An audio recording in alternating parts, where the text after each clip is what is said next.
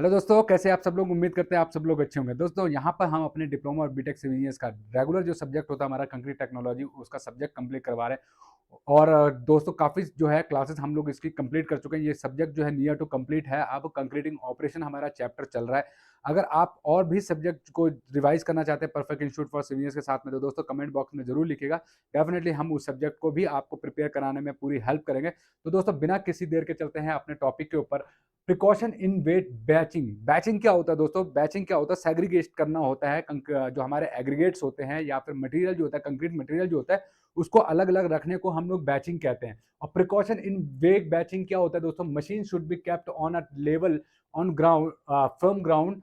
The bucket should be clean before cleaning. जो bucket है जिसके अंदर हम लोग मेजर कर रहे हैं वो क्लीन होना चाहिए। Weight machine should be levelled before weighing, otherwise it will be give wrong result. जो वेइंग मशीन है जिसके ऊपर आप तराजू जो है जिसके ऊपर आप तोल रहे हो, वो क्लीन होना चाहिए और वो वेल बैलेंस्ड होना चाहिए, लेवल्ड होना चाहिए before you will measure anything.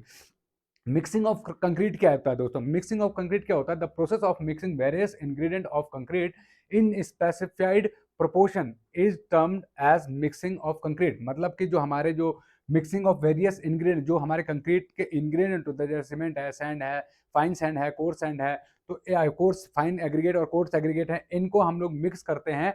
तो उस एक पर्टिकुलर प्रोपोर्शन के अंदर, that is called mixing. Method of mixing क्या क्या होते हैं दोस्तों? किस तरह से हम लोग कंक्रीट को प्रिपेयर करते हैं? हैंड मिक्सिंग होता है और एक मशीन मिक्सिंग होता है। हैंड मिक्सिंग क्या होता है दोस्तों? जो हम लोग हाथ से मैनुअल जो हम लोग प्रोसेस करते हैं कंक्रीट को। The process of mixing the ingredient of concrete bye manual labour is called hand mixing. Hand mixing में दोस्तों 10% जो है हमेशा एक्स्ट्रा सीमेंट को ऐड किया जाता है। 10% जो है एक्स्ट्रा सीमेंट ऐड किया जाता है। मशीन मिक्सिंग में the process of mixing ingredient of concrete by machine is called machine mixing. ठीक है दोस्तों। अब जो मशीन मिक्सिंग होता है, मिक्सर, उसमें भी मिक्सर भी बहुत डिफरेंट टाइप के मिक्सर होते हैं दोस्तों। The machine used for mixing of concrete material is known as concrete mixer. जिसमें कि हम कंक्रीट को प्रिपेयर करते हैं उसको हम लोग कंक्रीट मिक्सर कहते हैं। बैच मिक्सर क्या होता है दोस्तों? Batch mixer mix is are discharge each load of material separately. Batch mix can be of any one of the following type. अब मिक्सर जो है दोस्तों दो टाइप के होते हैं आपके। नॉन टिल्टिंग टाइप, और इसको हम लोग रोटेटरी मिक्सर भी कहते हैं, और दूसरा होता है दोस्तों टिल्टिंग टाइप मिक्सर। ठीक है। नॉन टिल्टिंग टाइप जो मिक्सर होता है दोस्तों, उसमें क्या होता है? The mix drum of the mixer is cylindrical in shape and it revolve about the horizontal axis. देखिए दोस्तों, ये जो आपका जो मिक्सर है, ये है non tilting type drum mixer. और इसका जो ये ड्रम है दोस्तों, ये हॉरिजॉन्टल डायरेक्शन में दोस्तों इस टाइप से आपका मूवमेंट करता है। The blade are provided on the internal surface of the drum. ठीक है दोस्तों। इसके अंदर क्या होते हैं, ये आप देख रहे होंगे, ड्रम्स होती हैं इसके अंदर जो, और इसके अंदर ब्लेड्स होती हैं। ठीक। Advantage of non tilting mixture क्या है दोस्तों? It is more suitable for small construction work. ये नॉन सुटेबल जो है दोस्तों, सॉरी, हाँ, जो जो ये स्मॉल जो हमारा वर्क होता है, कंस्ट्रक्शन वर्क, उसमें जो है नॉन टिल्टिंग टाइप जो है मिक्सर हम यूज करते हैं। Suitable for small material size up to 75 mm तक के जो हमारे पार्टिकल साइज होते हैं, एग्रीगेट जो साइज होता है, आप इसके अंदर वो कंक्रीट प्रिपेयर कर सकते हैं उन एग्रीगेट की हेल्प से। In this type of mixture the material is lifted, roll and then drop. इसमें क्या होता है दोस्तों? मटेरियल को लिफ्ट किया जाता है, मिक्स किया जाता है और फिर उसके बाद ड्रॉप किया जाता है। ठीक है। टिल्टिंग टाइप मिक्सर क्या होता है दोस्तों? इन this type of mixer consist of a conical drum which rotate about the inclinations and the drum should be placed at an angle of 40 degree. इसमें क्या होता है दोस्तों? इस टाइप से आपने देखा होगा, जनरली आपको ये देखने के लिए मिल जाएगा। इसमें क्या होता है दोस्तों? इसमें जो है 40 डिग्री के एंगल पे हमारा ड्रम होता है, और टू द वर्टिकल और बेटर मिक्सिंग के लिए हम इसको यूज करते हैं। टिल्टिंग टाइप मिक्सर में क्या होता है? Commonly use for large project. ये बड़े प्रोजेक्ट्स में हम लोग टिल्टिंग टाइप मिक्सर जो है दोस्तों यूज करते हैं। Bigger size of aggregate can be use. इसमें बड़े 75 mm से भी बड़े जो है एग्रीगेट के साइजेस वो हम इसमें यूज कर सकते हैं। ठीक है दोस्तों। नेक्स्ट क्या है दोस्तों? इसके बाद जो है दोस्तों, commonly use for large project, bigger size of aggregate can be use. In this type of mixture, material is rolled down with the minimum of segregation. It can be clean more easily, इसको easily जो है clean करना आसान रहता है। It is more efficient and is enable concrete discharge in a short time, बहुत जल्दी जो है इसमें कंक्रीट आप प्रिपेयर कर सकते हैं। Continuous mixer, the continuous mixer produce a separately produce a study streams of concrete as long as it is in the operation. अब देखिए दोस्तों, यहाँ पर लिखा हुआ कैपेसिटी ऑफ मिक्सचर, जो हमारा tilting type, non tilting type और कंटिन्यूअस मिक्सर है, उसमें क्या प्रोड्यूस होता है दोस्तों। अगर हम बात करें टिल्टिंग टाइप मिक्सर की, उसकी तो होता है 100 और 140 और 200 लीटर की कैपेसिटी होती है। नॉन टिल्टिंग टाइप जो मिक्सर होता है दोस्तों, 140, 200 और 280 टू 400 और 800 जो लीटर्स की उसकी कैपेसिटी होती है। कंटिन्यूअस जो मिक्सर होता है उसकी 1600 लीटर की कैपेसिटी होती है। तो इनको हम लोग देख सकते हैं कि अकॉर्डिंग टू देयर वॉल्यूम जो है दोस्तों, आप इनको यूज कर सकते हैं अपने कंस्ट्रक्शन इंडस्ट्री के अंदर। नेक्स्ट क्या दोस्तों, ट्रांसपोर्टेशन ऑफ कंक्रीट। ट्रांसपोर्ट करना कंक्रीट को एक जगह से दूसरी जगह पे कैसे हम लोग ट्रांसपोर्ट करते हैं। The process of carrying concrete mix from one place to the another to the final from play mixing place to the final position of deposition is called transportation। मतलब जहां पर आप कंक्रीट बना रहे हैं वहां से उस जगह तक पहुंचाने को, जहां पर कि आपका कंक्रीट जो है प्लेस होना है, वहां तक के डिस्टेंस को कहते हैं, या वहां तक ट्रांसपोर्ट को कहते हैं transportation of concrete. Precaution in transportation of concrete क्या है दोस्तों, प्रिकॉशन क्या ले सकते हैं आप। The following precaution should be taken during transporting concrete from mixing places। देखते concrete should be transported as quickly as possible to the formwork within the initial setting time of cement. क्योंकि जो आपको पता है, अगर सेटिंग टाइम से पहले अगर आप कंक्रीट को पोरिंग के प्लेस पे नहीं करते हैं तो आपका कंक्रीट जो है वो खराब हो सकता है। ठीक है दोस्तों, तो आपको कोशिश ये करना है कि आपको मिनिमम डिस्टेंस पे आपका बैचिंग प्लांट या फिर आरएमसी जो हमारा कंक्रीट मिक्सचर है वो रखना पड़ेगा। Effort should be made prevent segregation ना हो, इस तरह का आपको जो है प्रिकॉशंस लेनी है। ट्रांसपोर्टेशन कॉस्ट भी should be low as possible as. Transportation cost भी बहुत ज़्यादा नहीं होनी चाहिए। अगर बहुत ज़्यादा डिस्टेंस पे है तो ट्रांसपोर्टेशन कॉस्ट आपकी ज़्यादा आएगी। The concrete mix should be protected from drying in hot weather and from the rain during transportation. क्या होता है दोस्तों, आपको जो है बहुत ज़्यादा गर्मी वाले जहाँ पर आपको जो है ट्रांसपोर्टेशन में जो है दोस्तों क्या लिखा है, कंक्रीट शुड बी प्रोटेक्टेड। आपको कंक्रीट को प्रोटेक्ट करना होता है ड्यूरिंग द हॉट वेदर में, और बारिश के टाइम पे भी आपको प्रोटेक्ट करना होता है, क्योंकि अननेसेसरी अगर आपके मिक्सिंग जो कंक्रीट है उसके अंदर पानी घिस जाएगा तो आपका जो है कंक्रीट का मिक्सर जो है वो खराब हो सकता है। मेथड ऑफ ट्रांसपोर्टेशन क्या लिखा हुआ है ऑफ कंक्रीट क्या है दोस्तों, pans. In this method concrete transported in iron pans manually. Pans क्या होता है, जो तसले होते हैं, तसले में हम क्या करते हैं दोस्तों, मैनुअली जो है प्लेस करते हैं कंक्रीट को from one place to another place. Labour is available at cheap rates. Labour क्या होती है दोस्तों, क्योंकि लेबर जो होती है जो है चीप मिलती है। A large number of contractors do not have mechanism equipment of transportation concrete. बहुत सारे लोगों के पास अभी भी, आज के टाइम पे भी बहुत सारे लोगों के पास वो मैकेनिज्म नहीं है जिससे कि ट्रांसपोर्ट किया जाए कंक्रीट को one place to another place. ठीक है दोस्तों, नेक्स्ट क्या है दोस्तों, व्हील बैरो। व्हील बैरो क्या होता है दोस्तों, स्टील व्हील बैरो में क्या होता है, 70 लीटर कैपेसिटी होती है with the pneumatic tyres are used for moderated distance. इसमें क्या होता है दोस्तों, व्हील बैरो लगे होते हैं और वो एक डिस्टेंस से दूसरे डिस्टेंस तक जो है आपको कंक्रीट जो है वो ट्रांसपोर्ट करने में हेल्प करता है। ट्रक मिक्सर और ट्रिपिंग लॉरीज क्या होती है दोस्तों, ट्रक जो है, ट्रक मिक्सर और ट्रिपिंग लॉरीज में इसके अंदर क्या होता है, इन this method is used when the place of deposition of concrete is at a very long distance from the mixture, such as in case of ready mix concrete where otherwise it is not possible to place concrete within the initial setting time।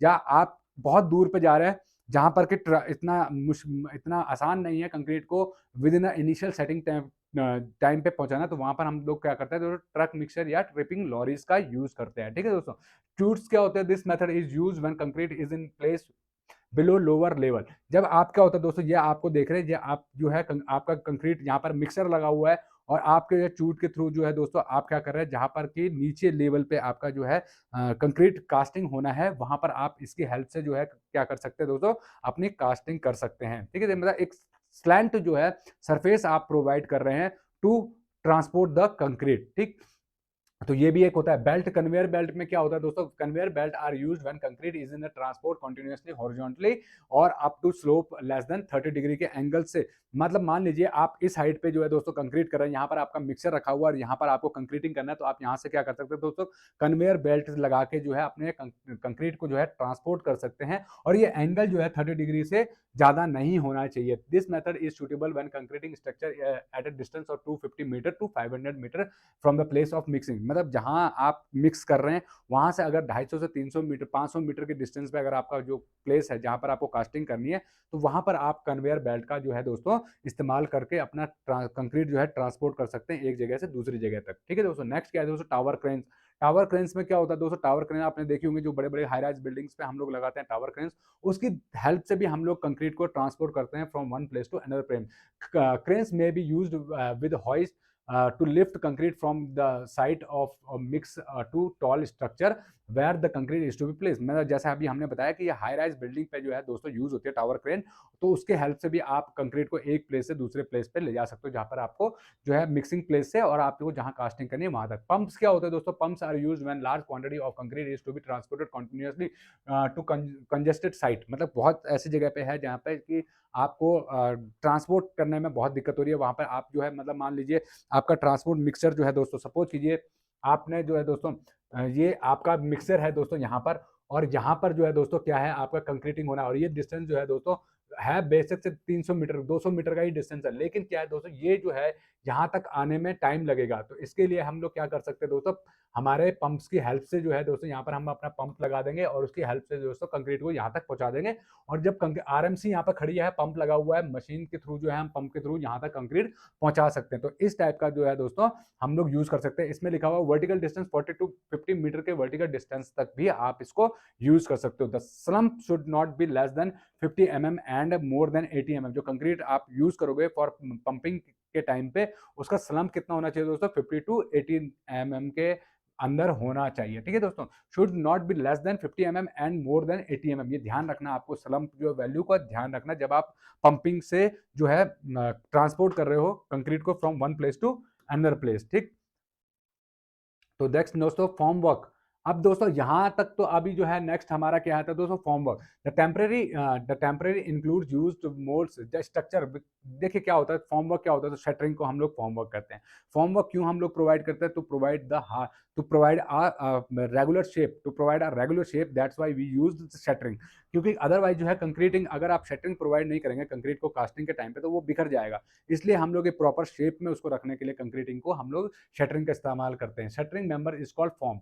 The part of the form work which can be supported the form work forms usually a large structure is called false work. ठीक है दोस्तों, उसके बाद जो है the economic design and construction of form work is to great importance since the cost of formwork may be up to 30 to 40% of the cost of the concrete। ठीक है दोस्तों, क्या लिखा हुआ है यहाँ पर दोस्तों, इकोनॉमिकल डिजाइन अगर आपका है, फॉर्मवर्क ग्रेटर इंपॉर्टेंस रखता है उसमें, cost of the 30 to 40% of, क्योंकि 30 टू 40% जो है कॉस्ट ऑफ कंक्रीट दोस्तों आपका फॉर्मवर्क ही कहा जाता है।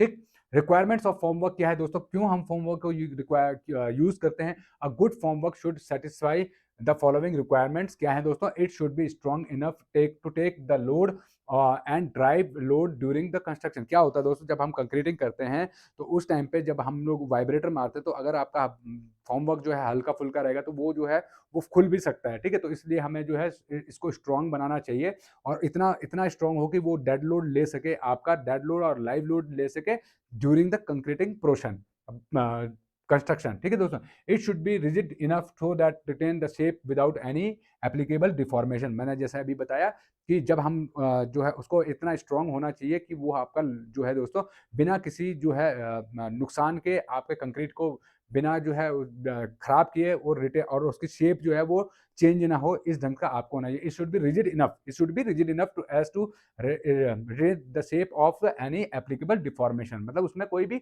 नुस्ख ना आए, मतलब उसका शेप बिगड़े नहीं, इतना स्ट्रॉन्ग होना चाहिए। It should B water tight, मतलब ये जो है इसमें पानी ऐसा ना हो कि पानी निकल रहा हो, इसमें छेद वेद हो, इस टाइप का नहीं होना चाहिए। It should be light as possible as. देखिए दोस्तों, पहले जो है लकड़ी के बहुत जो है बल्लियाँ वगैरह यूज़ करते थे, बहुत बड़े बड़े जो है फट्टे यूज़ करते थे, मोटे मोटे फट्टे।